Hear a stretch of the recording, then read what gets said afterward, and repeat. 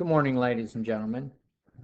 Today we're going to delve into Unit 9, Lesson 1, inverse sine and inverse cosine functions. I think today we're going to stick with the inverse sine.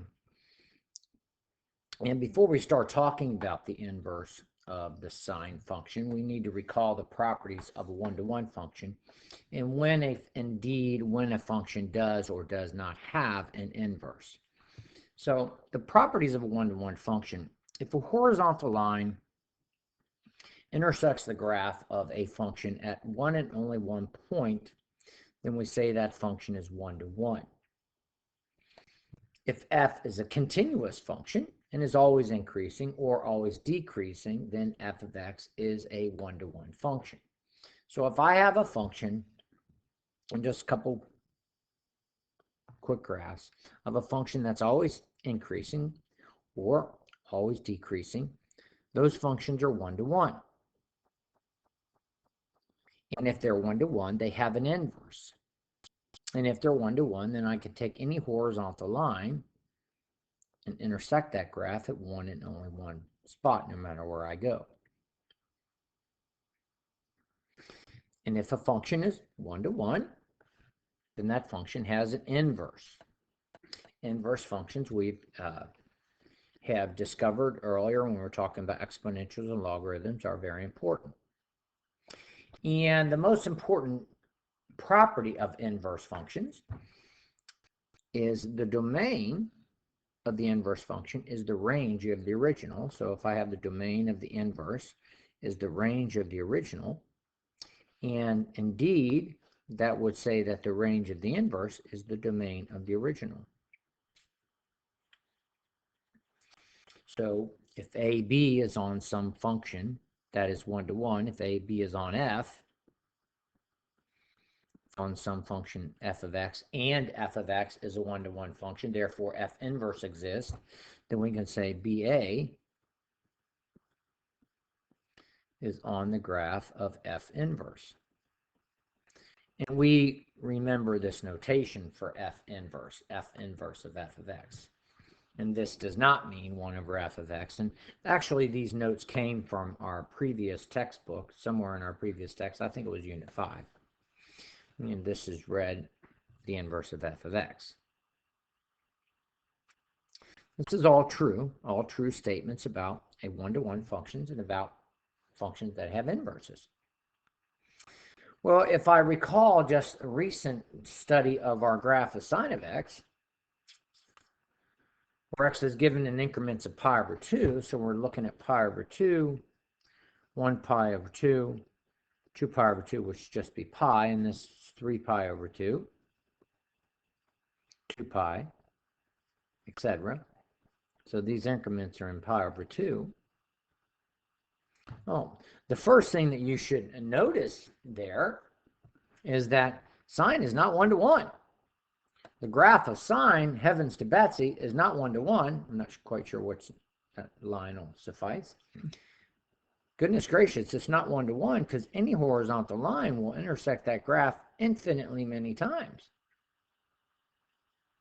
So a horizontal line will intersect the graph of sine infinitely many times. And if you just notice the graph of sine of x, it decreases, then increases, decreases, increases. So it increases on infinitely many intervals, and it decreases on infinitely many intervals. Clearly, sine of f of x is not a one-to-one function.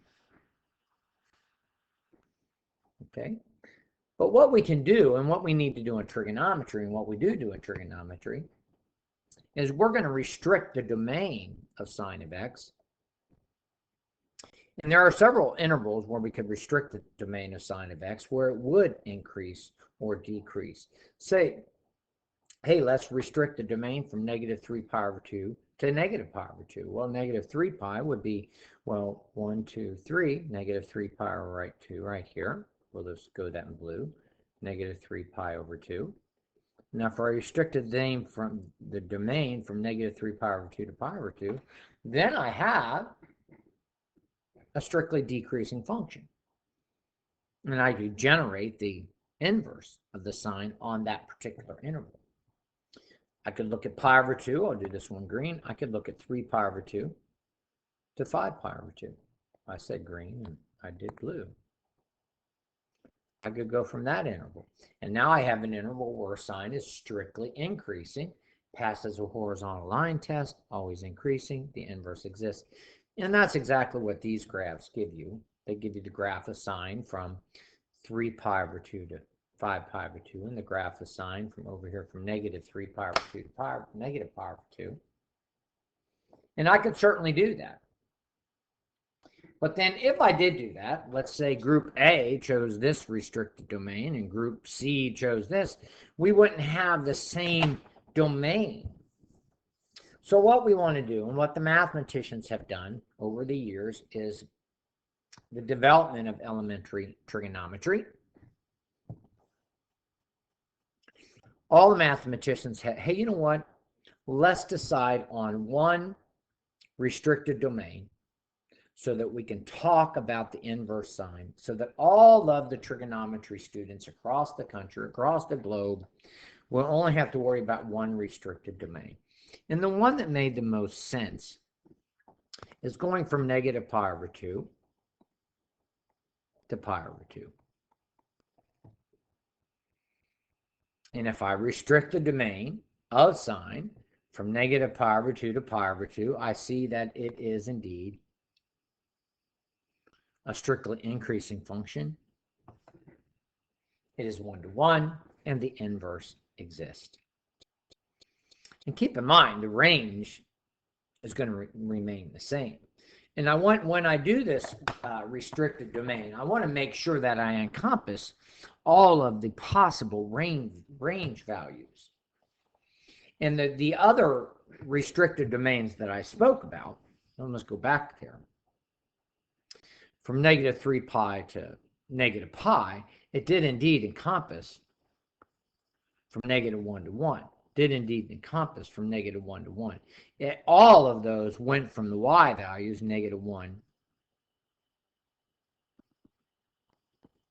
to 1. This should be this way, sorry. Y greater than negative 1, less than negative 1. So if when you're going to restrict the domain, you want to make sure that you encompass all the possible outputs of sine. And the outputs of sine are, all of them are between negative 1 and 1. And then this domain, this restricted domain that the mathematicians agreed on, does encompass from negative 1 to 1 as well. So you'll see this value right here. This is y is negative 1. And this is y1 right here. So the range stays the same. And here are these important points on the above graph. Oh, where did these points come from? What I'm going to do, and it's going to make it easier, I think, for you, is I'm going to show you these points on the unit circle. And keep in mind, we're going to go to the unit circle, and we're only going to look at the radian values from negative pi over 2 to pi over 2. That's what our restricted domain is going to be. And I'm going to show you the corresponding y points on the unit circle between negative 1 and 1. So I have a unit circle generated here. It's on the next page here. And keep in mind these points right here. Here's a unit circle. And I'm only going from negative pi over 2 to pi over 2. Radian values, angle measures. And all of these dudes here, these are the y values. Y negative 1, y negative square root of 3 over 2. And that's where these points come from. So the sine of pi over 6, and we could write that down here, the sine of pi over 6. Sine of pi over 6 is 1/2. These are all things that you know. This is just a review. The sine of pi over 4 is square root of 2 over 2. The sine of pi over 3 is equal to square root of 3 over 2. The sine of pi over 2 is equal to 1. And don't forget going this way, the sine of negative pi over 2 is equal to negative 1.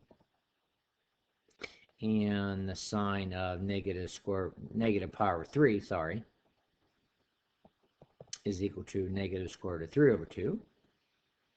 And the sine of negative pi over 4 is equal to negative 1/2. These are all things we know. And the sine of negative pi over 6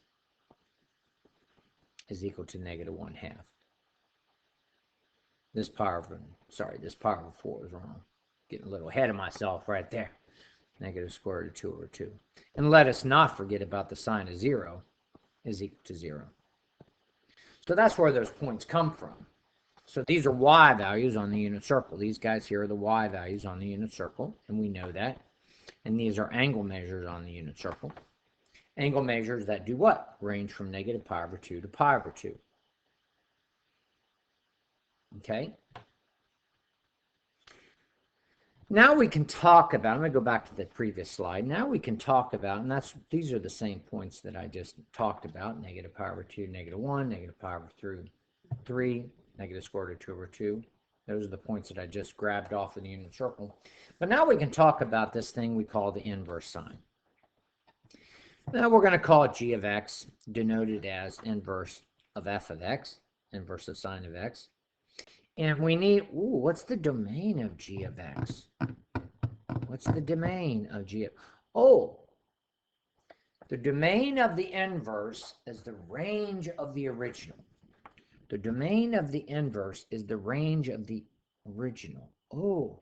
So the domain of g of x is going to be the range of sine. And what is the range of sine? Negative 1 to 1. So the domain here is going to be all x's, such that x is between negative 1 and 1. That's the domain of g of x. What's the range of g of x? What's the range of this inverse of sine?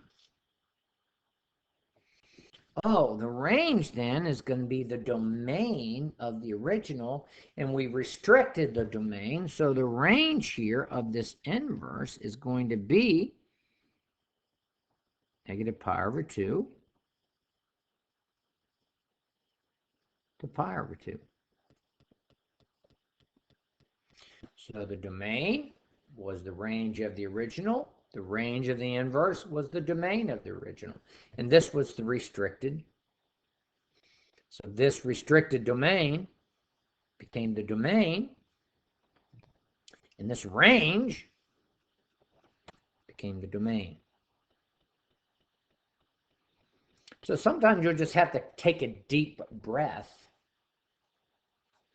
and relax and think about what's going on, and you'll have to recall these properties of inverse sine functions, because there's a lot of questions that we could ask about this. Well, here's a nice thing. You use the fact that the domain becomes the range, and the range becomes the domain, and let's name 9 important points on g of x. I don't know. I know what we could do. We could just do this.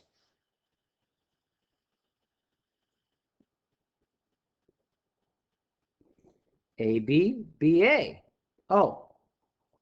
Negative square root of 3 over 2. Negative pi over 3. And it's going to be difficult for us to have these radian values as outputs. You just have to think about what these inverse trig functions are doing. So this point right here, what's the inverse of that point? The inverse of that point is going to be negative square root of 2 over 2, negative pi over 4. Inverse of this point here, negative 1/2, negative pi over 6. This is a hard one. You don't know what the, 0, 0. The range becomes the domain becomes the range.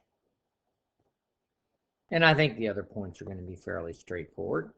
I have 1/2 pi over 6, square root of 2 over 2, pi over 4,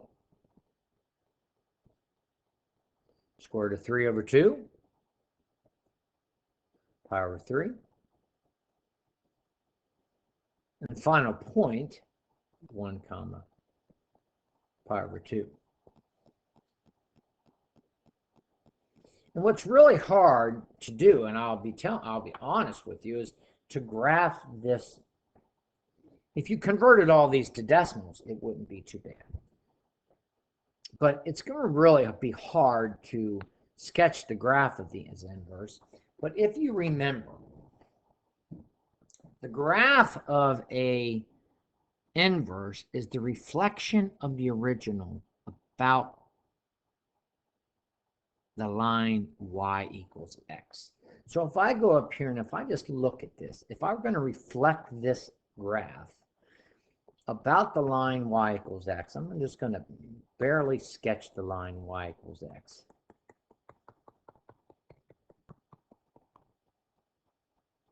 And if I were going to reflect that, think about what the reflection would look like. Wouldn't the reflection look like this?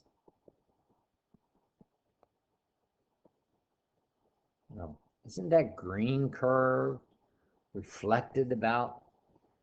Isn't the green curve the red curve reflected about that yellow line?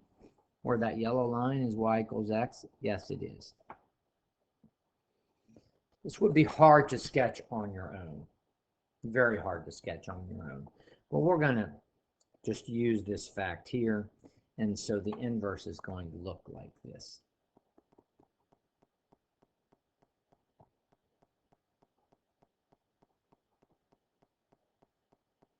The inverse sine. Okay? And there's going to be a lot that we're going to do with this inverse sine. And then tomorrow we're going to talk about the activity, the inverse cosine. So I think you have a good start on the inverse sine. I would watch this video. There's going to be assignments that use these points and this discussion about domains and ranges and how you restrict the domain. So take a deep breath. Not that difficult, but you'll have to be thinking about this. So we will see you soon, and have a good day.